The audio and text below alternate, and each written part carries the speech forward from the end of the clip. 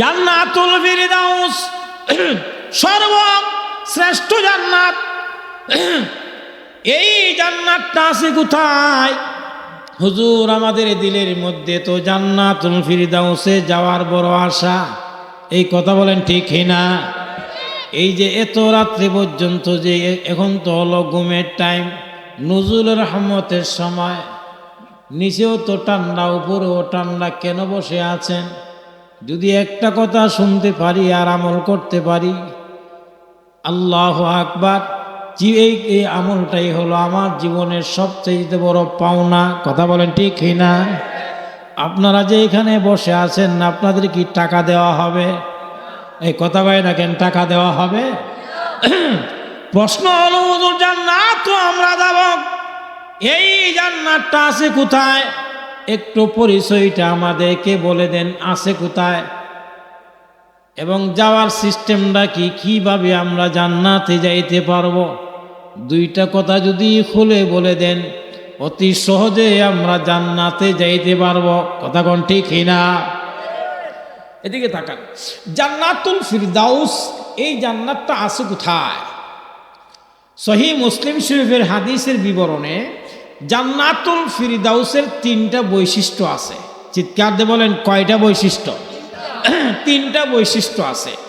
এক নাম্বার বৈশিষ্ট্য হলো জান্নাতুল ফিরদাউসটা আছে, পরিচয় দিতেছে কিন্তু কোথায় আছে?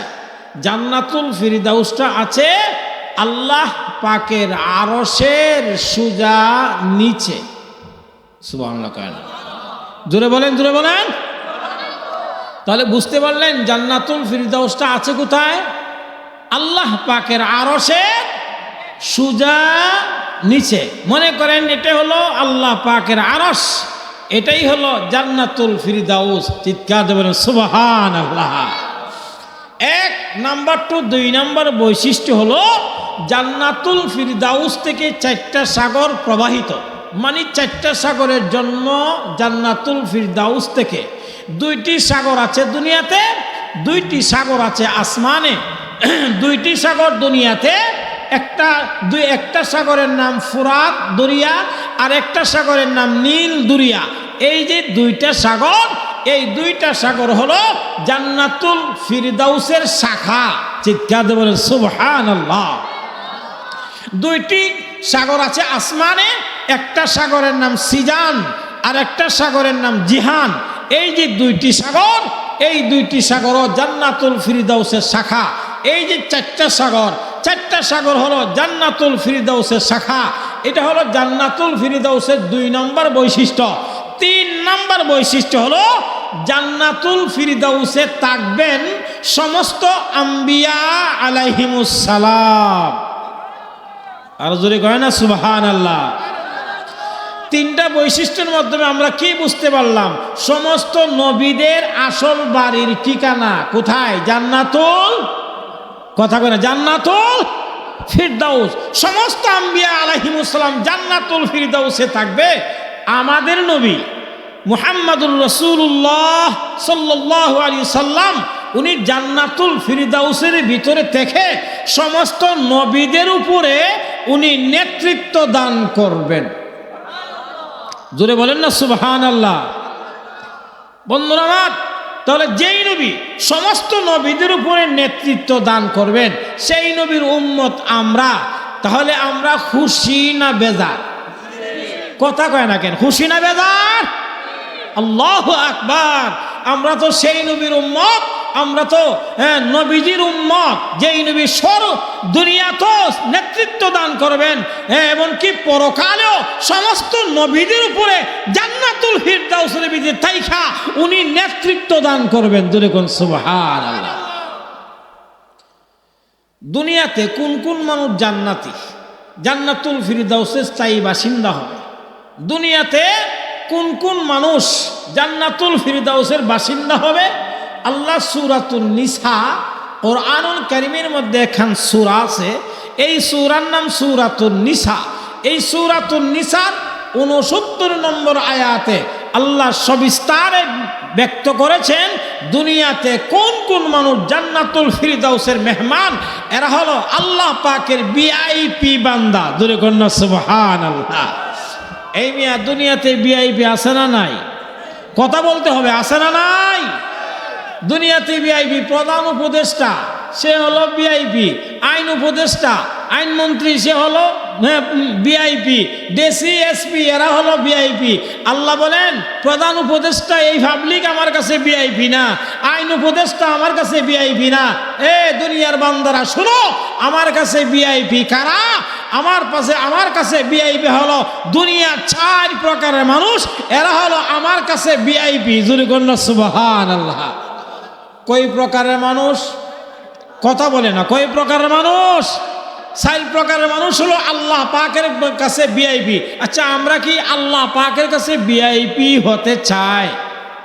কথা বলে নাকি? হতে চায়? কারা কারা চান একটু হাতটা তুলবেন। আল্লাহ পাকের কাছে ভিআইপি। আল্লাহ, যারা হাত তুলছে সবাইকে আল্লাহ পাকের কাছে ভিআইপি বানায় দিয়েন। বলেন আমিন।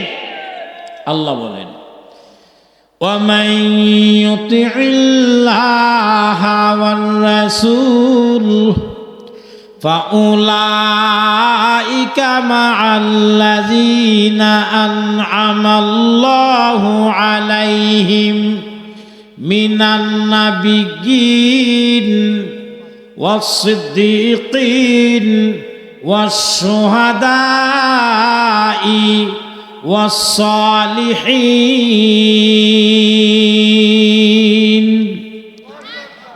আল্লাহ রাব্বুল আলামিন বলেন দুনিয়ার জিন্দেগিতে 4 প্রকারের মানুষ, এরা হলো আমার কাছে ভিআইপি। 1 নম্বরে আল্লাহ বলেন মিনান নাবিয়্যিন, সমস্ত আম্বিয়া আলাইহিমুস সালাম, আদম আলাইহিস সালাম থেকে নিয়ে আখিরি জামানার নবী, আখিরি জামানার পয়গম্বর মুহাম্মদ সাল্লাল্লাহু আলাইহি সাল্লাম পর্যন্ত যত নবী রাসূল দুনিয়াতে আগমন করেছে মানুষের হিদায়াতের জন্য, সমস্ত আম্বিয়া আলাইহিমুস সালাম এরা হলেন 1 নম্বরে আমার কাছে ভিআইপি। চিৎকার দিয়ে বলেন না সুবহানাল্লাহ। 2 নম্বর ভিআইপি হলো সিদ্দিকিন, সমস্ত সত্যবাদী যারা, এরা হলো 2 নম্বর ভিআইপি। 3 নম্বর আল্লাহ পাকের কাছে ভিআইপি হলো ওয়াসশুহাদা, সমস্ত শুহাদায়ে কেরাম, যেই সমস্ত বান্দারা আল্লাহর জমিনে আল্লাহর দ্বীন প্রতিষ্ঠা করার জন্য নিজের জানটা বিলীন করতে পেরেছে, শাহাদাতের পেয়ালা পান করতে পেরেছে, এদেরকে বলা হয় শহীদ। আল্লাহ বলেন সমস্ত শুহাদায়ে কেরাম এরা হলেন আমার কাছে 3 নম্বরে ভিআইপি। 3 নম্বরে ভিআইপি। 4 নম্বরে আল্লাহ বলেন ওয়াসালিহিন, নেককার ফরহেজগার বান্দা যারা, এরা হলো আমার কাছে 4 নম্বরে ভিআইপি। চিৎকার বলেন না সুবহানাল্লাহ। এই 4 প্রকারের মধ্যে আমরা চেষ্টা করলে পড়তে পারবো। কথা বলেন ঠিক না? নেককার ফরহেজগার যদি নেক কাম যদি আমরা করতে পারি, ফরহেজগারি যদি অবলম্বন করতে পারি, আমরা তো ভিআইপি হওয়ার সুযোগ আছে না নাই? এই কথা কর না কেন, আছে না নাই? বন্ধুরা আমার, কারা কারা নবীর সাথে জান্নাতে থাকতে চান একটু হাত তোলেন। আল্লাহ যারা হাত তুলছে সবাই রে বিশ্ব নবীর সাথে জান্নাতুল ফিরদাউসের মেহমান বানায়া দিয়েন। এই জোরে কয় না আমিন। বিশ্ব নবী রাহমাতুল লিল আলামিনের একজন সাহাবী, অত্যন্ত গরিব মানুষ। গরিব বলতে কেমন গরিব? নিজের বিড়া বাড়ি পর্যন্ত নাই, এমন গরিব। মানুষের বাড়িতে কাজকর্ম করে, কিন্তু যতক্ষণ মানুষের বাড়িতে কাজকর্ম করে এতক্ষণ সময় দিয়া বাকি যেই সময়টা আছে এই সময়টা বিশ্ব নবীর সাথে সে কাটায়, নবীর সুহবতে চলে যায়। নবীর সুহবতে গিয়া কাজটা কি করেন? নবীর জুতা মুবারকটা একটু আগায়া দেয়, মেসোয়াকটা আগায়া দেয়, উজুর পানির ব্যবস্থা করে দেয়। ছোটোখাটো যেই কাজগুলো আছে এই কাজগুলা সাহাবী করে। বিশ্বনবী রাহমাতুল লিল আলামিন এই সাহাবীর ছোট খেদমতগুলা দেখা একদিন নবীজি বলেন, সাহাবী তোমার এই খেদমতগুলা আমার কাছে কবুল হয়ে গেছে। জোরে কন্যা সুবহানাল্লাহ। তোমার এই খেদমতের প্রতি আমি নবী সন্তুষ্ট। এবার বলুন তো দেখি, নবী যদি বলেন সন্তুষ্ট, তাহলে তার কপাল কত ভালো, তার কপালটা কত ভালো, সৌভাগ্যবান কপাল। একদিন নবীজি এই সাহাবী যখন নবীর দরবারে গেলেন, পেটের খিদায় দুইটা টুট শুকিয়ে গেছে, পেট পিঠের সাথে লেগে আছে, চেহারাটা মলিন। নবীজি দূর থেকে দেখলেন সাহাবীর দুইটা টুট শুকিয়ে আছে, পেট পিঠের সাথে লেগে গেছে, চেহারাটা মলিন। নবীজির কাছে যখন চলে গেল, এক পর্যায়ে নবীজি বলেন, সাহাবী তোমার দূর অবস্থা দেখে আমি বরদাস্ত করতে পারি না। তোমার দুইটি টুট শুকা, তোমার পেট পিঠের সাথে লেগে গেছে, তোমার চেহারাটা মলিন, এই অবস্থা দেখলে আমি বরদাস্ত করতে পারি না। তবে সাহাবী শোনো, তোমাকে আমি একটা কথা বলি, তুমি যদি আমাকে অনুমতি দাও, তাহলে তোমার জন্য আমি আল্লাহ পাকের কাছে হাত তুলে দোয়া করব। সুবহানাল্লাহ বলবেন না? তবে শর্ত হলো তুমি আমাকে অনুমতি দিতে হবে। সুবহানাল্লাহ খান। তুমি যদি আমাকে অনুমতি দাও, আমি তোমার জন্য আল্লাহ পাকের কাছে হাত তুলে দোয়া করব, তোমার কাছে কি, তোমার জন্য আল্লাহ পাকের কাছে কিছু চাইব, যদি তুমি আমাকে অনুমতি দাও। সুবহানাল্লাহ খান। তবে তুমি অনুমতি না দিলে আমি আল্লাহ পাকের কাছে চাইব না। আমরা সবাই জানি আমাদের নবীর সম্মান মর্যাদাটা কি পরিমাণ ছিল। আল্লাহু আকবার। আমাদের নবী যদি আল্লাহ পাকের কাছে কিছু চাওয়ার জন্যে মাথাটা নিচ থেকে উপরের দিকে দিতেন, দিতে দেরি, আল্লাহর দরবারে কবুল হইতে দেরি না। আরো জোরে কম। সাহাবী বিনয়ের সহিত বলছেন, হুজুর আমার জন্যে আল্লাহ পাকের কাছে আপনি কিচ্ছু চাইতে হবে না, কিচ্ছু চাইতে হবে না। আমি যে হালতে আছি, যেই অবস্থায় আছি, আমি এই অবস্থায় আমি আল্লাহ পাকের উপরে সন্তুষ্ট। জোরে কন্যা সুবহানাল্লাহ। এইবারে বিশ্বনবী রাহমাতুল লিল আলামিন সাহাবীকে আর কোনো কিছুই বললেন না। দ্বিতীয় দিন যখন সাহাবী আসলেন, নবীজি এক পর্যায়ে গতকাল যে প্রশ্ন করেছিল, একই প্রশ্ন আজকেও নবী করেন, কিন্তু সাহাবী উত্তরটা দিলেন। গতকাল যে উত্তরটা দিয়েছে, আজকেও সাহাবী এই উত্তরই দিলেন। নবী আর ফিরাফিরি করল না। তৃতীয় দিন যখন সাহাবী আসে, আসার পরে এবার নবীজি দ্বিতীয় দিন যে প্রশ্ন করেছিল, এই প্রশ্নই করেছে। সাহাবী এবারও দ্বিতীয় দিনের যে উত্তরটা দেওয়ার কথা ছিল, সেই উত্তরটাই আজ তৃতীয় দিনের মধ্যেও সাহাবী দিয়ে দিছেন। বারবার যখন নবীজি প্রশ্ন করে, সাহাবী একই উত্তর দেয়, নবীজি আমার জন্য আল্লাহ পাকের কাছে কিচ্ছু চাইতে হবে না আপনার। তবে আপনি যেহেতু বারবার আপনি বলতেছেন, এই জন্য আপনি যেহেতু আল্লাহ পাকের কাছে চাইবেনই, তাহলে আমার একটা জিনিস চাওয়া আছে। নবীজি মুস্কি হাসি দিয়া বলেন, সাহাবী তৃতীয় দিনের মাথায় তুমি আজকে বলেছ, কি চাওয়া বলো না, তুমি কি চাইবে একটু খুইলা বলো। সাহাবী বলেন, হুজুর দুনিয়াতে আপনাকে পেয়েছিলাম, কাজের ফাঁকে ফাঁকে আপনার কিছু খেদমত করার সুযোগ আমার হয়েছে, আপনার সোহবত নেওয়ার সুযোগ আমার হয়েছে, আপনার ছোট খেদমতগুলা করার আমার সুযোগটা একটু হয়েছিল। আপনার উজুর ফানি, আপনার মেসওয়াক, পাঞ্জাবি মুবারক এবং উজুর ফানিটা দেওয়ার সুযোগটা আমার হয়েছিল। নবী দুনিয়া পৃথিবীতে যারা আছে সবাই মৃত্যুর স্বাদ গ্রহণ করবে, কথা বলেন ঠিক না? সবাই মৃত্যুবরণ করবে, বিশ্বাস আছে না নাই? এই জোরে কোন আছে না নাই? আমি মৃত্যুবরণ করব, আপনিও মৃত্যুবরণ করবেন, সবাই মৃত্যুবরণ করব। এইবারে সাহাবী বললেন, আমিও মৃত্যুবরণ করব, আপনিও মৃত্যুবরণ করবেন। আপনি যেই দিন আমাদেরকে এতিম করে চলে যাবেন, এই দুনিয়ার মায়া ত্যাগ করে আমাদেরকে এতিম করে আপনি যেই দিন চলে যাবেন, আপনি দুনিয়া থেকে যাইতে দেরি, জান্নাতুল ফিরদাউসের মেহমান হইতে দেরি না। এই কথা কোন ঠিক না? আপনি তো সোজা চলে যাবেন জান্নাতুল ফিরদাউসে, কিন্তু আমি জান্নাতুল ফিরদাউসে যে সোজা চলে যাব এর তো কোনো গ্যারান্টি নাই, এর কোনো গ্যারান্টি নাই গো নবী। আমি যে সোজা জান্নাতুল ফিরদাউসে চলে যাব এর কোনো গ্যারান্টি নাই। এইবারে বিশ্ব নবী রাহমাতুল লিল আলামিন বলেন, সাহাবী শুনো, তুমি যে আমাকে মহব্বত করেছো, আমাকে ভালোবেসেছো, এই ভালোবাসাই তুমি আমি নবীর সাথে একই জান্নাতে বসবাস করবে। যাও, আমি তোমাকে বলে গেলাম, শাহাদত আঙ্গুলের ইশারা দিয়ে বলে গেলাম আমি যেই জান্নাতে থাকব। এবার আপনারা বলুন তো দেখি, আমাদের নবী কোন জান্নাতে থাকবেন? মাশাআল্লাহ, কোন জান্নাতে? এটা ছোট জান্নাত না বড় জান্নাত? বড় জান্নাতে থাকবো। নবীজি বলছেন শুধু তাই না, তোমার আর আমার মধ্যে এই দুই আঙ্গুলের পার্থক্য, এই দুইটা আঙ্গুল যেমন অতি কাছাকাছি, তুমি আর আমি জান্নাতুল ফিরদাউসে এত কাছাকাছি থাকবো। জোরে কর না সুবহানাল্লাহ। তাহলে জান্নাতুল ফিরদাউসটা আছে কোথায়?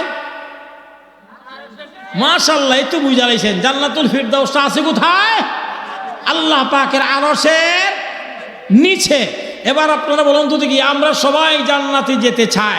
আগেই আমরা বলছিলাম হুজুর আমরা তো সবাই জান্নাতে যেতে চাই, তবে জান্নাত যদি হয় আল্লাহ পাকের আরশের সোজা নিচে, তাহলে আমরা এত নিচ থেকে এই জান্নাতুল ফিরদাউস এত উপরে আমরা যাব কিভাবে? কি কথা বলেন ঠিক না? তাহলে কি আমরা কি হেলিকপ্টার দিয়ে যাবো? কি কথা কয় না রে? রকেট দিয়া না টেলা গাড়ি দিয়া? এত উঁচা জান্নাত কিভাবে যাব হুজুর? এত উঁচা জান্নাতে আল্লাহ লিফট। হ্যাঁ, এদিকে তাকান। আমার তিলাওয়াতকৃত আয়াত সূরা আল ইমরান, এই সূরা আল ইমরানের 102 নম্বর আয়াতে আল্লাহ তাআলা আমাদেরকে কিভাবে জান্নাতুল ফিরদাউসে নিবেন আল্লাহ একটু ব্যক্ত করছেন। জোরে কন্যা সুবহানাল্লাহ। কিভাবে নিবেন এদিকে তাকান। আল্লাহ তাআলা মুমিন মুসলমানদেরকে মায়া করে জান্নাতুল ফিরদাউসে নেওয়ার জন্যে আল্লাহ আরশে আজিম থেকে, জান্নাতুল ফিরদাউস থেকে একটা রশি আল্লাহ জমিনে ছাড়বেন। এই রশির দুইটা মাথা, একটা মাথা থাকবে আল্লাহর কুদরতি হাতে, আর একটা থাকবে জমিনের মধ্যে। জমিনের মধ্যে রশি, রশি বুঝেন তো আপনারা? কথা কয় না দি, দড়ি দড়ি। হ্যাঁ, এখন বাঙালি বুঝছে বলা। রশি, আল্লাহ রশিটা ছাড়ব। এখন আপনার কবে হুজুর রশি, তাহলে এই রশি কোন বাজারও পাওয়া যায়? এটা কি সিলেট সুপ্রিয়া মার্কেটও আছে, নাকি হাসান মার্কেটও আছে, না হইলে ঢাকা নিউ মার্কেটে আছে? এবার বলেন পৃথিবীর কোন বাজারও এই রশি পাওয়া যায় যেই রশির ধরলে আল্লাহ টান দিয়া জান্নাতে নিয়ে নেবেন? এই রশিটা পৃথিবীর কোন বাজারে পাওয়া যায়? যত টাকা লাগুক, প্রয়োজনে জমি বিক্রি করব, প্রয়োজনে বাসা বিক্রি করব, দুনিয়া সব কিছু বিক্রি করে হলেও এই রশিটা আমাদের কিনা দরকার। কি কথা কয় না ঠিক না? মিয়া, এই রশি সুপ্রিয়া মার্কেটে গেলে পাইবেন না, এটা ঢাকা নিউ মার্কেটে গেলেও পাইবেন না। এই রশি আপনার মাদ্রাসাতে আছে, এই রশি আপনার বাসাতেও আছে, এই রশি আপনার মসজিদও আছে। যদি কোন ঠিক না? এই রশিটার নাম কি? আল্লাহ বলেন ওয়াতাসিমু বিহাবলিল্লাহ, ওয়াতাসিমু বিহাবলিল্লাহি জামিআ। এইবারে আল্লাহ রাব্বুল আলামিন মুমিন মুসলমানদেরকে জান্নাতে নেওয়ার জন্য আল্লাহ একটা রশি পাঠাইলেন, আসমান থেকে একটা রশি পাঠাইলেন। এই রশিটার একটা মাথা হলো আল্লাহ পাকের কুদরতি হাতে, আর একটা মাথা হলো জমিনে। জমিনের মধ্যে আল্লাহ এই রশিটা ছাড়ছেন। আল্লাহ বলেন ওয়াতাসিমু বিহাবলিল্লাহ, হে মায়ার বান্দারা তোমরা সবাই সম্মিলিতভাবে, হে আমার মায়ার বান্দা এবং বান্দিরা তোমাদেরকে আমি জান্নাতে নেওয়ার জন্যে, জান্নাতুল ফিরদাউস নামক জান্নাতে নেওয়ার জন্যে আমি আল্লাহ তোমাদের জন্য একটা রশি পাঠাইছি জমিনে। আল্লাহু আকবার। আল্লাহ বলেন ওয়াতাসিমু বিহাবলিল্লাহ, বিহাবলিল্লাহ এই অংশের তাফসীর যত তাফসীরের কিতাব আপনি পড়বেন, এই জমিনের মধ্যে যত তাফসীর কিতাব আছে সমস্ত তাফসীর কিতাবের মধ্যে বিহাবলিল্লাহ এই অংশের তাফসীর করেছেন আল কোরআন, আল কোরআন। আল্লাহু আকবার। আল্লাহ বলেন আমার দেওয়া রশির নাম হলো কোরআনুল কারীম।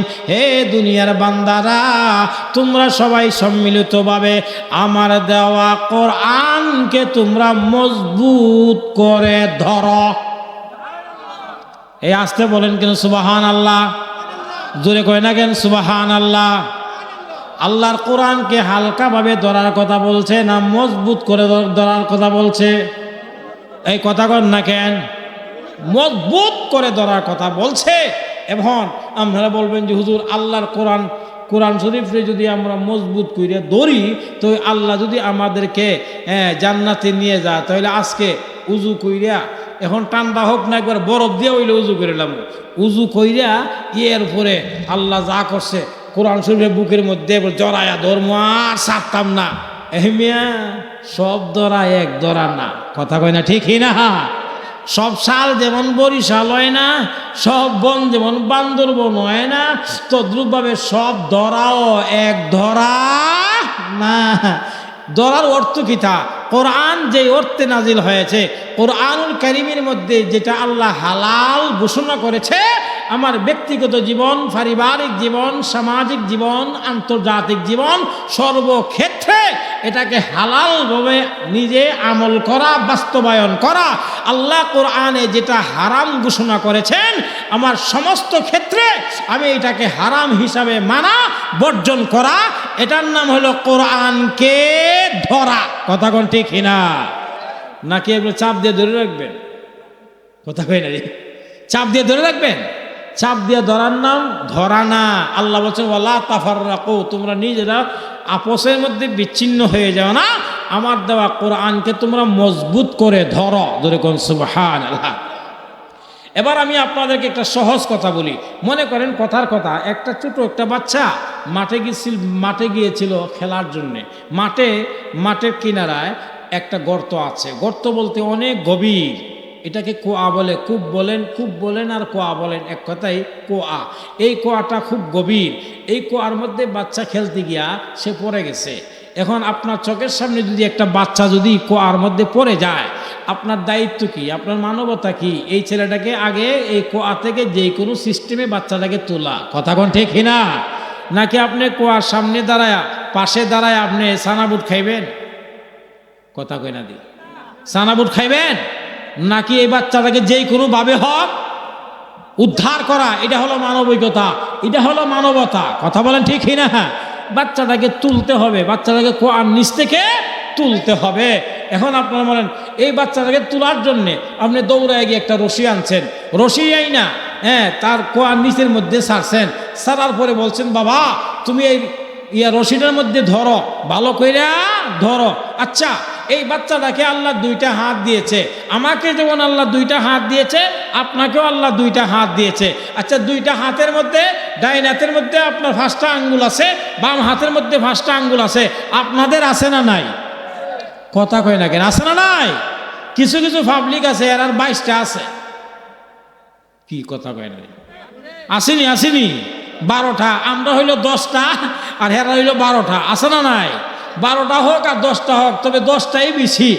ডাইন হাতে 5 আঙ্গুল, বাম হাতে 5 আঙ্গুল। আচ্ছা, এবার আপনারা বলুন তো দেখি, এই বাচ্চাটাকে যে আল্লাহ হাত দিছে, হাতের মধ্যে আঙ্গুল আছে, আঙ্গুলের ভিতরে রগ আছে না নাই? কথা কয় না? আসেনি? রগের মধ্যে শক্তি আছে, বলেন আছে না নাই? রগের মধ্যে শক্তি আছে। এখন এই বাচ্চাটা যদি আপনার নিচ থেকে উপরে ওঠার জন্যে এই 5টা আঙ্গুল দিয়া না ধরে যদি সে 2টা আঙ্গুল দিয়া ধরে, কি কথা কয় না? উঠতে পারবো? কেন পারবে না? 2 আঙ্গুল দিয়া ধরলে তার শরীরের যে ভার, ওজন, এই ওজন অনুযায়ী সে বরদাস্ত করতে পারবে, তার আঙ্গুলে সহ্য করবে না। 2 আঙ্গুল দিয়ে ধরা সম্ভব নয়, দইরা নিচ থেকে উপরে ওঠা সম্ভব নয়। 3 আঙ্গুল দিয়ে যদি ধরে, গভীর রাত্রে ওয়াজ, এটা ওয়াজ না, এটা ক্লাস চলতেছে, কথা কোন ঠিক না? এটা গভীর রাত্রে ক্লাস। 3 আঙ্গুল দিয়ে ধরলেও সম্ভব না। আচ্ছা 4 আঙ্গুল দিয়ে যদি ধরে, এটাও সম্ভব না। আচ্ছা 5 আঙ্গুল দিয়ে যদি ধরে, রশির মধ্যে 5 আঙ্গুল দিয়ে ধরলে কিছু সম্ভব, তবে উপরে ওঠা সম্ভব না, কথা কোন ঠিক না? উপরে ওঠা সম্ভব না। আল্লাহ তাআলা বাম হাতে দিছিনি 5 আঙ্গুল, কথা কয় না? আঙ্গুলের মধ্যে রগ আসেনি, এটার মধ্যে শক্তি আছে না নাই? এখন 10 আঙ্গুল দিয়া যদি, 2 হাত দিয়া 10 আঙ্গুল দিয়া যদি আমি উপর থেকে বাচ্চাটাকে তোলার জন্য যে রশি পাঠাইলাম, বাচ্চা যদি 10টা আঙ্গুল দিয়া মজবুত করে, শক্ত করে যদি রশির মধ্যে ধরতে পারে, তাহলে আপনি উপর থেকে এই বাচ্চাটাকে টান দিয়া তার নিচ থেকে উপরে তোলা আপনার পক্ষে সম্ভব, এই বাচ্চাটাও বেঁচে যাওয়া সম্ভব, কথা বলেন ঠিক কিনা? তদ্রূপভাবে আল্লাহ পাক আমাদেরকে আসমান থেকে এই জমিনের মধ্যে রশি পাঠাইছেন, পাঠায় বলছে, এই দুনিয়ার বান্দা বান্দিরা, তোমরা আমার দেওয়া রশির মধ্যে মজবুত কইরা ধরো, যদি ধরতে পারো, যদি ধরতে পারো রে বান্দা বান্দি, আমি আল্লাহ তোদেরকে একটা টান দিয়া, জমিন থেকে টান দিয়া জান্নাতুল ফিরদাউস, এত উঁচা জান্নাত, সেই জান্নাতুল ফিরদাউসের মেহমান তোদেরকে বানায়া দেব। আরো জোরে কন। এই যে 5টা আঙ্গুল, এই 5টা আঙ্গুলের নাম আছে, এই নামগুলোর নামই হলো ইসলাম। 1 নম্বর আঙ্গুলের নাম আপনারা বলতে হবে, 1 নম্বর আঙ্গুলের নাম ঈমান, বলেন 1 নম্বর আঙ্গুলের নাম। 2 নম্বর আঙ্গুলের নাম ইবাদাহ, বলেন 2 নম্বর আঙ্গুলের নাম ইবাদাহ। 3 নম্বর আঙ্গুলের নাম মুআমালা, বলেন 3 নম্বর আঙ্গুলের নাম মুআমালা। 4 নম্বর আঙ্গুলের নাম মুআসারা, বলেন মুআসারা। 5 নম্বর আঙ্গুলের নাম আখলাক, সুবহানাল্লাহ কয় না? 5টা আঙ্গুলের নাম আছে না নাই? 1 নম্বর আঙ্গুলের নাম কি? বলেন বলেন ঈমান। 2 নম্বর আঙ্গুলের নাম ইবাদাহ, বলেন 2 নম্বর আঙ্গুলের নাম। 3 নম্বর আঙ্গুলের নাম মুআমালা। 4 নম্বর আঙ্গুলের নাম মুআসারা। 5 নম্বর আঙ্গুলের নাম আখলাক। এই 5টা আঙ্গুলের ওয়াজ যদি বুঝুন, তাহলে আপনার ঈমান হবে পরিপূর্ণ শক্ত, কথা বলেন ঠিক না? এখন আপনার আঙ্গুল, অনেকের আঙ্গুল আছে কিন্তু প্যারালাইসিস রোগী হইয়া এক সাইড বেবস আছে না নাই? এর আঙ্গুল তো ওই নাই, কথা কয় না? এই মিয়া, যার প্যারালাইসিস হয়ে গেছে গা, এ কিতা হাত দিয়ে কিছু করতে পারেনি, কিচ্ছু করতে পারে না। কেন? তো তার রোগের মধ্যে শক্তি নাই। আঙ্গুল আছে ঠিক, আঙ্গুলের ভিতরে যে রোগ আল্লাহ দিছে, এই রোগের মধ্যে শক্তি নাই। তদ্রূপভাবে আল্লাহ তাআলা আমাদেরকে 5টা আঙ্গুল দিছে। 1 নম্বর আঙ্গুলের নাম ঈমান। আমার আপনার ঈমান যদি মজবুত হয়, আমরা যারা এখানে বসা আছি, আমরা সবার ঈমান কি একবার সাহাবীদের ঈমানের মতো? কথা কয় না? অথচ আল্লাহ সূরাতুল বাকারায় আল্লাহ কি বলছেন? আমিনু কামা আমানান নাস, আয়া সাহাবা। আল্লাহ কোরআনে বলছে, হে দুনিয়ার মায়ার বান্দারা, তোমরা ঈমান গ্রহণ করো। কাদের ঈমানের মতন? আমানান নাস আয়া সাহাবা, আমার সাহাবাই কেরামের ঈমানের মতন ঈমান যদি তোমরা গ্রহণ করতে পারো, তাহলে তোমার 5 আঙ্গুলের 1 আঙ্গুল ঈমান নামক আঙ্গুলটা তোমার মজবুত, কথা বলেন ঠিক না? আপনার ঈমান কি পরিমাণ মজবুত? আইতাছে নির্বাচন, কথা কয় না দি, আর জোরে কোন ঠিক না? আমরা কিছু ইমানদার আছে, মাশাআল্লাহ, চা দিলই তার ঈমান ফালটাইলা, আছে না নাই? কিছু ইমানদার আছে, হাই হাই 500 টাকা দিলে সে তার ঈমান বিক্রি করে আলা। কেউ আছে 1000 টাকা দিলে ঈমান বিক্রি করে ফেলায়। কেউ আছে একটু শক্ত, 1000 2000 দিলে হয় না, হেরে দেওয়ার লাগে 10,000। কথা বলে না ঠিক না? কয় হাজার দেওয়ার লাগে? 10,000 দিতে হয়। কিছু কিছু ইমানদার 10,000ও না, কিছু আছে মাশাআল্লাহ, এগুলো দিতে হয় আপনার 1 লক্ষ টাকা দিতে হয়। এই জাতের পাবলিক ইমানদার আমাদের সমাজে আছে না নাই? হায় হায়, একজন এমপি হওয়ার জন্য তার 10 কোটি টাকা খরচ। তো যেই লোকের টাকা, আমরা তো এমপির দোষ করি, এমপির দোষ বলি, এমপিরা খারাপ, এরা জনগণের টাকা মাইরা খা, মন্ত্রী মাইরা খা, চেয়ারম্যান মাইরা খা, মেম্বার মাইরা খা, নিজের দুষ্টা আগে দেখি না। আচ্ছা কোনতে দেখি, সে জনপ্রতিনিধি হবে, সে কেন 10 কোটি টাকা খরচ করতো, সে কেন 20 কোটি টাকা খরচ করতো? এটা তো তার খরচ করার কথা না। আপনার নৈতিক দায়িত্ব তাকে ভোট দেওয়া, আপনি ভোট দিবেন, আপনি কেন তার কাছ থেকে টাকা খাইতে যান? জনগণে করে কি আগেই তো হেরে ফিরাইলায়, কথা কয় না, ঠিকই না? এখন সে এই চেয়ার যখন দাঁড়ায় গেছে, এই চেয়ারটার মালিক হওয়ার জন্যে বাবার বিড়া বিক্রি করে, ওই সিলেটের সুপ্রিয়া মার্কেটে একটা দোকান আছে, এই দোকান বিক্রি করে। হায় আল্লাহ, বিক্রি করেও সে কুলাইতে পারে না। মনে মনে চেয়ারম্যানের দিয়া এমপির দ্বারায় যা টাকা ঠেকছি, হাই রে হাই, যা বিহুদে ভরা পড়ছি, এখন তো আর বৈশা গেল লজ্জা। যাই হোক, অসুবিধা নাই, যদি কোনোভাবে চেয়ারের মালিক উইতাম ফারি, কথা কয় না, ঠিকই না? রাস্তার কাম পাইবা দূরের কথা। আচ্ছা, আপনারা যুক্তি কথা কয়নি, এই যে 20 কোটি দিয়া 10 কোটি টাকা খরচ করছে, এর ফুজি আগে আদায় করতো না? এই কথা কোন আদায় করবো নি? এর ফুজি আগে আদায় কইরা সাইরে না আপনার কাম করতো? হ্যাঁ, আপনি কালবারে লেগেছিলে কি লাভ হইব? আপনি রাস্তা ভাঙ্গা এমপিরে গালি কি, হ্যাঁ গালি দিলে কি লাভ হইব? কোনো লাভ হইব না। এমপি সে ঠিক হওয়ার আগে আগে আমরা পাবলিক আগে ঠিক হওয়া দরকার, কথা বলেন ঠিকই না? আমরা এখন বাংলাদেশ কিন্তু আগের রাজনীতি কিছু পাল্টাই গেছে গা। আগের মামলা এই যে মা এই তাই শেষ। হাসনাত আব্দুল্লাহ একা বলছে, আমি কাউকে 1 টাকাও দিব না, কাউকে 1 টাকা দিব না। আল্লাহর কি মেহেরবানি, হেরে জনগণে উল্টা টাকা দেয়।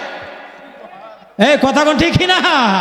অতএব আমরা যদি 1 টাকা যদি আগে না খাই, 1 টাকা যদি কোনো এমপি চেয়ারম্যানের কাছে না খায়, আর সে যদি এত টাকা খরচ না করে, তাহলে তারা রাস্তার সামনে দাঁড়ায়া গলা টটটা দইরা বলা যাবে, সরকারের পক্ষ থেকে এত অনুদান আসে, এগুলা কই যা, কথা বলেন ঠিকই না? তখন তারে বলা যাবে। কিন্তু আগে যদি আমরা খিরাইলাই, কিয়ামতের আগেও বলতে পারবেন না। এই জন্য ঈমান আমাদের মজবুত করতে হইব। 5 আঙ্গুল যদি মজবুত হয়, রশিদ ধরতে পারবেন, আল্লাহ টান দিয়া জান্নাতে নিয়ে যাবে। 1 নম্বর আঙ্গুলের নাম মাশাআল্লাহ, 1 নম্বর আঙ্গুলের নাম। আমরা ঈমান মজবুত নি, কথা বলে মজবুত নি। কিছু মানুষ আছে, হায় হায় 10,000 টাকার জন্য মিথ্যা সাক্ষী, হত্যা মামলার সাক্ষী, মিথ্যা সাক্ষী সে কোর্টে গিয়ে দিয়ে আসে, কথা বলেন ঠিক না? কত বড় কথা! এই জন্য আল্লাহ রাব্বুল আলামিন সূরাতুল বাকারার আয়াতে আল্লাহ বলেন, ওয়া আমিনু কামা আমানান নাস, আমিনু কামা আমানান নাস। ওরে দুনিয়ার মায়ার বান্দা এবং বান্দি, তোমরা ঈমান গ্রহণ করো সাহাবায়ে কেরামের ঈমানের মতন। সাহাবীদের ঈমান কেমন মজবুত ছিল বন্ধুরা আমার? সাহাবায়ে কেরাম আল্লাহ পাকের হুকুম ঠিক মতো মানত। নবীর একজন সাহাবী উকবা ইবনে আমের সাহাবায়ে কেরামকে নিয়ে উনি রওনা দিয়েছেন দ্বীনের দাওয়াত দেওয়ার জন্য উনি রওনা দিয়েছে। আফ্রিকার জঙ্গল ফাড়ি দিয়া যেতে হয়। সন্ধ্যা হয়ে গেছে। আফ্রিকার জঙ্গল, যেই জঙ্গলকে আমরা এখন স্যাটেলাইটের মাধ্যমে দেখি, টিভিতে আমরা দেখি, যেই জঙ্গলের মধ্যে হিংস্র প্রাণী আছে, যেই প্রাণী মানুষদেরকে খেয়ে ফেলে, কথা বলেন ঠিক না? ভয়ঙ্কর প্রাণী আছে। এই আপনার আফ্রিকার জঙ্গলে সন্ধ্যা হয়ে গেছে। উকবা ইবনে আমেরের সাথী যারা আছে, সামন্ত যারা আছে, এরা একটা প্রশ্ন করলো, যান হে সেনাপতি, আপনি কোথায় নিয়ে যাচ্ছেন আমাদেরকে? কোনো লাইট নাই, কোনো কিছুই নাই, সামনে তো আফ্রিকার জঙ্গল, যেই জঙ্গলের মধ্যে হিংস্র প্রাণী আছে, এরা তো আমাদেরকে খেয়ে ফেলবে। আপনি কোথায় নিয়ে যাচ্ছেন? কোনো কিছুই দেখা যায় না, কোথায় নিয়ে যাচ্ছেন? নবীজির সাহাবী উকবা ইবনে আমির বলে, হে আমার সাহাবায়ে কেরাম ভাই, তোমরা শুইনা রাখো, আমরা যে বের হয়েছি এটা কি আমাদের ব্যক্তিগত কাজের জন্যে? না না না, আমাদের ব্যক্তিগত কাজের জন্য আমরা বের হয় না, আমরা বের হয়েছি আল্লাহ পাকের ডিউটি পালন করার জন্যে, কথা বলেন ঠিক না? আল্লাহর জমিনে আল্লাহর দ্বীন প্রতিষ্ঠা করার জন্য, দাওয়াতের উদ্দেশ্যে আমরা বের হয়েছি। অতএব আল্লাহ পাক আমাদেরকে হেফাজত করবেন। আরো জোরে কয় না সুবহানাল্লাহ। হেফাজত করবেন কে? আমি তো আমার ব্যক্তিগত কাজের জন্য আমি বের হয় নাই, আল্লাহর জমিনে আল্লাহর ডিউটি পালন করার জন্য আমি বের হয়েছি। হযরতে উকবা ইবনে আমির জঙ্গলের মধ্যে যাওয়ার পরে একটা মঞ্চ উনি কায়েম করলেন। মঞ্চ কায়েম করে এক পর্যায়ে উনি বললেন, সমস্ত হিংস্র প্রাণী আছে এদেরকে লক্ষ্য করে উনি বলছেন, ইয়া আইয়ুল হাসারাত ওয়াস সাবা, হে জঙ্গলে হিংস্র প্রাণী তোমরা শোনো, তোমরা আগে আমাদেরকে চিনো, আমরা কারা? নাহনু আসহাবু রাসূলিল্লাহি সাল্লাল্লাহু আলাইহি সাল্লাম। আগে আমাদের পরিচয়টা জানো, কারণ পরিচয় জানলে আপনার মানুষে সম্মান করে। আগে কথা বলেন ঠিক না? পরিচয় জানে না, সম্মান করে না। ট্রাফিক পুলিশে আপনার ধরছে, একজনে ধরছে, একটা গাড়ি ধরছে, এর ড্রাইভার যে আইন মন্ত্রণালয়ের উপদেষ্টা হে জানে না, স্বরাষ্ট্রমন্ত্রী যে স্বরাষ্ট্রমন্ত্রীর যে ড্রাইভার সে এটা জানে না, ধরছে, কাগজ দেখাও। হ্যাঁ, কাগজ না দেখায়া তার কার্ডটা দেখাইছে, ওই দেখ আমি কেডা। কি কথা কয় না, দেখ আমি কে। যে ট্রাফিক পুলিশ জন দেখছে, ইয়া আল্লাহ, এটা দিয়ে স্বরাষ্ট্র উপদেষ্টার ড্রাইভার যেই মাত্র দেখছে, হ্যাঁ আগে তো কাগজ না পাওয়ার কারণে কয়েকটা মারতো ছিল, এখন ওইটা কক ভাই তোরা মারা দরকার না, তুই এক কাম কর, গাড়ি থেকে নাইমা আমার ফাঁসা বরাবর 4-5টা দিয়ে যাও। কি কথা কোন ঠিক না? পরিচয়, এটা কি পরিচয়? পরিচয়। এবার সাহাবীরা নিজের পরিচয় দিচ্ছেন, আমরা কে, আমাদের পরিচয়টা আগে তোমরা জানো, তারপরে আমরা হইলাম নবীর সাহাবী। চিৎকার দিয়ে বলেন সুবহানাল্লাহ। অতএব তোমাদেরকে একটা নোটিশ করতে চাই, একটা হইলো আদেশ আর একটা হইলো নোটিশ। আদেশ এবং নোটিশের মধ্যে পার্থক্য আছে। নোটিশ জারি করলো, শোনো আমরা কিছুক্ষণ এখানে থাকবো, একটা মঞ্চ কায়েম করে উনি বলতেছে আমরা কিছুক্ষণ এখানে থাকবো, অতএব তোমরা আমাদের দুশমন না, আমরা তোমাদের দুশমন না, আমরা দ্বীনে দাওয়াতের জন্য বের হয়েছি, অতএব তোমরা অন্যত্র চলে যাও, কেউ আমাদের ক্ষতি করবে না। যেই মাত্র নবীর সাহাবী শাহাদত আঙ্গুলে ইশারা দিয়া হিংস্র প্রাণীদেরকে লক্ষ্য করে বলছে, মুহূর্তের মধ্যে দেখা যায় বাঘ বাঘের কাতারে, সিংহ সিংহর কাতারে, হায়না হায়নার কাতারে, শিয়াল শিয়ালের কাতারে, একটা হিংস্র প্রাণীও এই এলাকায় থাকে নাই। সাহাবীদের কথা শুনছেন, চিৎকার দিয়ে বলেন সুবহানাল্লাহ। ইমানের পাওয়ার আছে না নাই? আমরার কথা দিয়ে মশা শুনে না, কেউ কথা বলেন ঠিক না? আমরা কানের সামনে মশা কয়া, তুই আল্লাহর কথা শুনুস না, আমি তোর কথা শুনতাম না। কুকুরে আমরা কথা শুনে না, বলে কেমনে কুকুরের কথা শুনে না?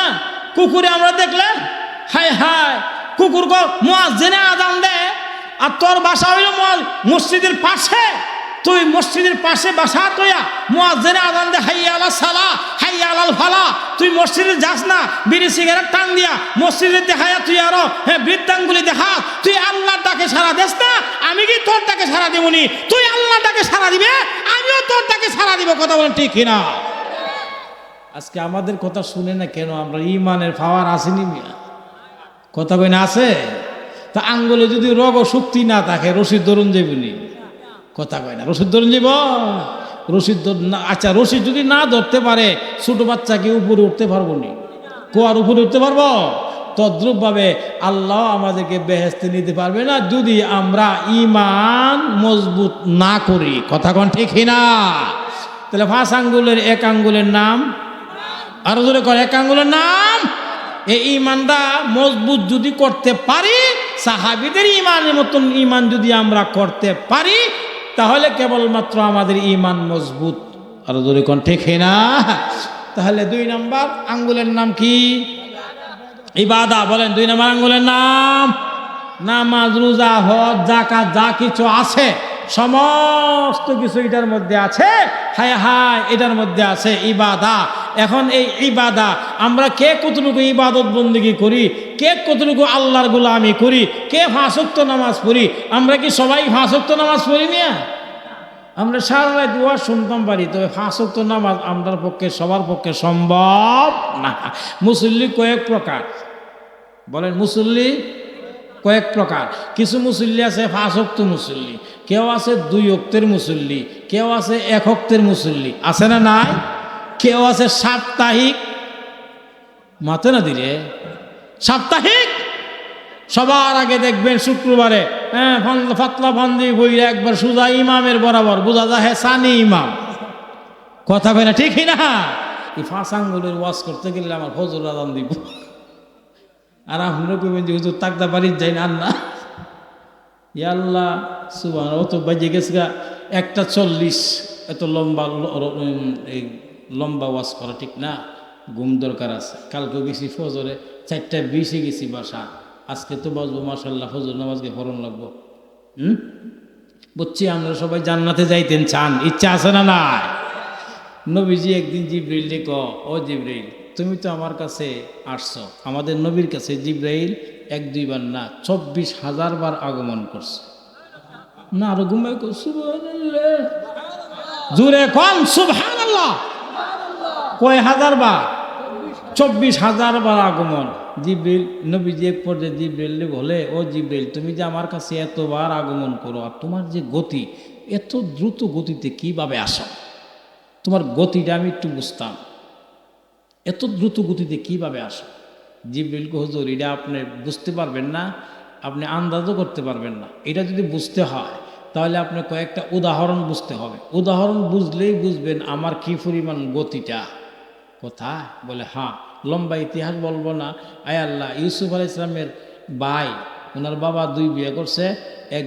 এক সংসারে 10 জন, আরেক সংসারে 2 জন। একজনের নাম ইউসুফ, একজনের নাম বিনিয়ামিন। তো ইউসুফ আলাইহিস সালাম বড়। ইউসুফ আলাইহিস সালাম যখন বড় হয়েছে, ওনার আখলাক ভালো, চরিত্র ভালো এবং ব্যবহার খুব সুন্দর। আখলাক চরিত্র বেশি ভালো হওয়ার কারণে ইয়াকুব আলাইহিস সালাম ওনার একটু আদর বেশি করে। এই বাবার যদি 5টা ছেলে থাকে, এর মধ্যে একটার একটু বেশি আদর করা, এটা শরীয়তে নিষেধ করছে না, আদর বেশি করতে পারে। আয় আল্লাহ, ছেলে যদি ভালো হয় তো এমনি তো বাবা খুশি হয়ে তারা আদর করে। তো ইউসুফ আলাইহিস সালামকে আদর বেশি করে, আদর বেশি করে। আদর যে বেশি করতেছে, তার যে সৎ ভাই 10 লাখ, এই 10 লাখ করছে কি, তা তো বয়সে বড়, এরা করছে কি হোসেন কারবারটা, আব্বা যে একটা কাজ করলো, আমরা রুজি রোজগার করে খাওয়ায়, কামাই রুজি করে আব্বারে খাওয়াই, টাকা পয়সা আমরা দেই। আব্বার আদর বেশি হওয়া এটা আমাদের হক, কিন্তু আব্বা দিয়ে আমাদেরকে আদর না কইরা ওই আমাদের ভাই, ছোট ভাই ইউসুফরে আদর বেশি করে। না রে, এটা হইতে পারে না, না এটা আব্বা, এটা ভুলের মধ্যে আছে, আব্বা একটা বিভ্রান্তির মধ্যে আছে, আব্বা সঠিক পথে নাই। এরা 10 ভাই চিন্তা কইরা, এরা 10 ভাই একটা মিটিং করছে। মিটিং কইরা এর মধ্যে একটা ভাইয়ের নাম ইয়াহুদা, করছে কি পরামর্শ দিছে, কয়েকজন পরামর্শ দিছে। এর মধ্যে একটা আছে রুবেল, এই রুবেল নামে একটা, এটা পরামর্শ দিছে, যদি আব্বার আদর যদি পাইতে হয় তাহলে আব্বার চোখ থেকে ইউসুফকে সরাই তুইব। সরানি মানি একবার দুনিয়াতে বিদায় করে লাও, নাউজুবিল্লাহ। যদি দুনিয়াতে বিদায় করে লাও তো আব্বা বাধ্য হয়ে একদিন না একদিন আমরা 10 ভাইরে আব্বা মহব্বত করব, কারণ মরে গেলে গা কয়দিন সুখ পালন করব। এরপর তো বাধ্য হয়ে আমরা আব্বা আদর বেশি করব। আরেকটা কো না, ইয়াহুদা কো না রে, এটা তো হয় না, এটা হয় না। যদিও আমরা মা ভিন্ন, কিন্তু বাবা তো, কথা কয় না রে, বাবা তো বাবা এক। আর এত সুন্দর ভাইটারে আমরা কেমনে দুনিয়াতে বিদায় করে দিল। একটা কাজ করি, আমার পরামর্শ একজনের কাছে নি ভালো লাগে, পরামর্শ রইল, আমরা তো আব্বার কাছ থেকে ভাইয়েরে বুঝাইয়া বাজায়া নিয়ে আসি, আইসা তারে করে কিতা আমরা এই একটা কুয়ার মধ্যে ফালায় দেয়। বহু ব্যবসায়ীরা আছে, এরা আইয়া তারে নিয়ে যাইব, আব্বার ভাইতো না, তোলো একটা কাজ করি। তো ইয়াকুব আলাইহিস সালামের কাছে এরা 10 ভাই গিয়া অনেক কিছু বুঝাইতে একটা সেকেন্ডের জন্য ইয়াকুব ইউসুফকে চোখের আড়াল হইতে দেয় না। সেই জায়গায় 10 জন ছেলে যখন বুঝাইতে আসে, ছেলেদের কোথাও তো রাখন লাগে, কথা কোন ঠিক না? রাখতে গিয়ে এক পর্যায়ে বাধ্য হয়ে দিছে এদের হাতে তুইলা। এরা করছে কি, বাবার কাছ থেকে আইনা ওই আনবার সময় যে কি সম্মান দেখাইছে, আয় আল্লাহ, চোখের আড়াল হওয়ার পরে মাথার থেকে ইটা জমিনে ফালাই দিছে। আল্লাহ, খারাপ ব্যবহার করতে করতে কোয়ার নিচে আইনা ইউসুফ আলাইহিস সালামকে শরীরের জামা কাপড় যা আছে সব খুইলা কুয়ার মধ্যে ফালাই দিছে। আচ্ছা, আমি আপনাদেরকে বলি, এই যে একটা মোবাইল, এটা যদি আমি নিচে ছেড়ে দিই, নিচে পড়তে কি 2 ঘন্টা লাগবো? কথা কয় না, না মুহূর্তের মধ্যে চলে যাবে, মুহূর্তের মধ্যে পড়ে দিব। আল্লাহ, ইউসুফ আলাইহিস সালামকে যখন কুয়ার মধ্যে ছেড়ে দিছে, জিবরাইল কো, হুজুর ইউসুফকে যখন কুয়ার মধ্যে তার ভাইয়েরা ফালায়, তখন আমি ছিলাম সিদরাতুল মুনতাহায়। সুবহানাল্লাহ। কোথায় ছিল? সিদরাতুল মুনতাহায়। এমত অবস্থায় আল্লাহ আমাকে হুকুম করলো, ও জিবরিল, আমার ইউসুফ কোরআন নিচে পড়ার আগে আগে তার পায়ের নিচে একটা তক্তার ব্যবস্থা করে দিও। আরো আরো আসতে কোন কি এর ব্যবস্থা? তক্তার ব্যবস্থা। এবার জিবরিলকে, হুজুর শুনেন আমার কি পরিমাণ গতি। আমাকে আল্লাহ হুকুম করার সাথে সাথে আমি আইসা পড়ছি, কোরআন নিচে আইসা পড়ছি। আয়া দেখি এখনো ইউসুফ কোরআন নিচে এখনো আসে না। গতিটা কি পরিমাণ? সুবহানাল্লাহ কইতেন না? গতিটা কি পরিমাণ? বন্ধুরা আমার, এক পর্যায়ে এ আল্লাহ, নবীজি জিব্রাইল আমিন আলাইহিস সালামকে বলে, ও জিব্রাইল, তুমি তো 24,000 বার আমার কাছে আগমন করছো, আমার আর একটা আশা। বলে, কি আশা? আশাটা হইল আমি তোমার মাথা থেকে পা পর্যন্ত গোটা দেহটা একটু দেখতাম, এটা আমার একটা আশা। জিব্রাইল, হুজুর, এটাও আপনার পক্ষে সম্ভব নয়। বলে, কি কও? আমি এত বড়, আমি কত বড়, আপনাকে এটা বলতে গেলে তো আপনি আন্দাজ করতে পারবেন না। আমাকে আল্লাহ তাআলা 600 নূরের পাখা আল্লাহ দান করছেন। আরো জোরে কোন? সহিহ বুখারী শরীফের প্রথমে আল্লামা শিব্বির আহমদ উসমানী রহমতুল্লাহি আলাইহি বলেন, ওয়ালাহু সিত্তু মিআতি জানাহা। আল্লাহ তাআলা হযরত ইউসুফ জিবরিল আমিন আলাইহিস সালামকে 600 নূরের পাখা আল্লাহ দান করেছিল। একটা পাখা হালকা বাড়ি দিলে, আল্লাহ বাড়ি দিলে কি পরিমাণ দূরত্ব যা, এই জমিন থেকে আসমান যেই পরিমাণ দূরত্ব, একটা পাখা হালকা একটু বাড়ি দিলে মুহূর্তের মধ্যে এই পরিমাণ জায়গা অতিক্রম করতে পারে। তো নবীজি বলে, জিবরিল বলেন, ও নবীজি, আপনি একটা কাজ করেন। বলে, কি? আপনার নিচের দিকে তাকিয়ে আছেন। বলে, হ্যাঁ, একটু উপরের দিকে তাকান তো। তো নবীজি উপরের দিকে তাকাচ্ছে। নিচের দিকে তাকানোর সময় দেখে উপর আকাশটা এরকম ধবধবে সাদা, ধবধবে সাদা। এবার জিবরিলকে, হুজুর, নিচে তো তাকিয়ে আছেন, ঠিক আছে, এখন আপনি উপরের দিকে তাকান। তো জিবরিল উপর দিকে তাকাচ্ছে, নবীজি উপরের দিকে তাকাচ্ছে। তাকায় দেখে গোটা আকাশ অন্ধকারাচ্ছন্ন, কিচ্ছু দেখা যায় না। এইবার নবীজি বলেন, ও জিবরাইল, তুমি বললা উপর দিকে তাকাইতাম, তাকানোর আগে তো দেখছি আকাশ খুব সুন্দর ধবধবে সাদা। তুমি যখন বলছো তাকাইতাম, তাকাইছি দেখি সব অন্ধকার, ব্যাপারটা কি? জিবরিল আমিন আলাইহিস সালাম, হুজুর, 600 নূরের পাখার মধ্যে একটা পাখা হালকা একটু বাড়ি দিয়েছিলাম, এতে করে গোটা পৃথিবীটা অন্ধকারাচ্ছন্ন হয়ে গেছে। আরো জোরে কম। জিবরাইল কত বড়! এক পর্যায়ে জিবরাইল নবীদের কাছে, হুজুর, আপনি তো দুইটা বলছেন, আমার কিছু আবদার। কি আবদার? আল্লাহ তো জান্নাত বানাইছেন, জান্নাতুল ফিরদাউস, সব জান্নাত বানাইছেন আপনাদের জন্য, আমাদের জন্য জান্নাত বানাইছেন না। এইখান থেকে আমাদের একটা মাসআলা জানা দরকার। এই মিয়া, গরু বাছুর ছাগল যেমন মৃত্যুবরণ করার পরে এগুলো মাটির সাথে ফসে গলে যায়, তদ্রূপভাবে একসময় আল্লাহ সমস্ত ফিরিস্তা এদের জন্য জান্নাত বানাইছেন না, জান্নাত বানাইছেন আপনার জন্য, আমার জন্য, জিন্নাতের জন্য। কথা বলেন ঠিক না? এই জান্নাতের নাজ নিয়ামত আমরা বুক করব, এরা বুক করবে না। তো জিবরিল কো, হুজুর, আমার মনে চাইতেছে গোটা জান্নাতুল ফিরদাউসটা একটু দেখতাম, এটা কত বড়, ঘুইরা ঘুইরা দেখতাম, পুরাটা জান্নাতুল ফিরদাউস দেখতাম। নবীজি বলে, এটা কিয়ামতের আগেও তোমার পক্ষে সম্ভব নয়, তুমি পারবে না। না হুজুর, দেখতাম। এবার নবীজি বলে, তোমার না আল্লাহ 600 নূরের পাখা দিছে? বলে, হ্যাঁ, আমারও 600 নূরের পাখা দিছে। নবীজি বলে, তাহলে 600 নূরের পাখা তুমি মারতেই থাকো, মারতেই থাকো। জান্নাতের কিনারে নিয়া যখন জিবরিল ছেড়ে দিছে, মারতে আসে, মারতে আসে, মারতে মারতে মারতে মারতে তার 600 নূরের পাখার ডানার মধ্যে বেদনা শুরু হয়ে গেছে গা। মাত্র 2টা খুঁটি ফাড়ি দিছে। নবীজি বলেন, কতটুকু গেছো? হুজুর, 70,000 বছর পর্যন্ত মারলাম, মারতে মারতে আমার বেদনা শুরু হয়ে গেছে, মাত্র 2টা খুঁটি আমি ফাড়ি দিছি, আর পারতেছি না। নবীজি বলেন, 70,000 কেন, আরো 70,000 হাজার বা যদি তুমি মারতেই থাকো, জান্নাতুল ফিরদাউসের কুল কিনারা ওই ভাইটায় না। আরো আসতে কোন সুবহানাল্লাহ। সেই জান্নাতে যাওয়ার ইচ্ছা আছে না নাই? তাহলে 5 আঙ্গুল মজবুত করা দরকার আছে না নাই? 5টা আঙ্গুল আছে, এইখানেও 5টা আঙ্গুল আছে, এইগুলোরও নাম আছে, তরিকত, হাকিকত, মারিফত, শরীয়ত আছে না নি? সব কিছু মিলায়া, সব কিছু যদি ওয়াজ আমি করতাম যায়, তাহলে তো অনেক সময় দরকার। 1 আঙ্গুলই থাকি। আল্লাহ আমাদেরকে যা শুনছি মানা, বুঝা, আমল করার সবাইরে তৌফিক দান করে, বলুন আমিন। ওয়া আখিরু দাওয়ানা আলহামদুলিল্লাহি রাব্বিল আলামিন।